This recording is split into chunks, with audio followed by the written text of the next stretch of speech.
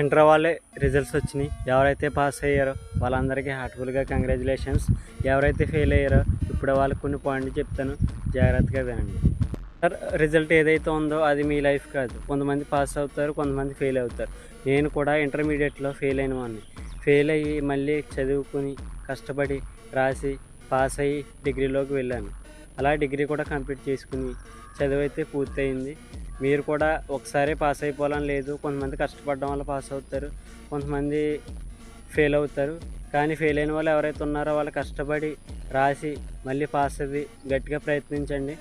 మీ ఇంట్లో వాళ్ళకి కూడా చెప్పండి, ఈసారి నేను ఫెయిల్ అయిపోయాను, కొంచెం కష్టపడలేకపోయాను, కానీ మళ్ళీ ఈసారి నేను కష్టపడతాను, పాస్ అవుతాను, మంచి మార్కులు తెచ్చుకుంటానని చెప్పి మీ ఇంట్లో వాళ్ళకి కొంచెం ప్రోత్సాహాన్ని, కొంచెం ధైర్యాన్ని ఇవ్వండి.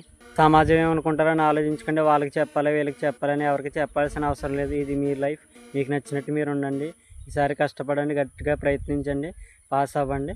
నా మాటలు మీకు 1% వాల్యూ అనిపించిన పేజ్ని ఫాలో చేసి, రీల్కి లైక్ చేసి, మీ ఇంటర్ ఫ్రెండ్స్ ఎవరైతే ఉన్నారో వాళ్ళకి కూడా రీల్ని పంపి వాళ్ళని పుష్ చేయండి.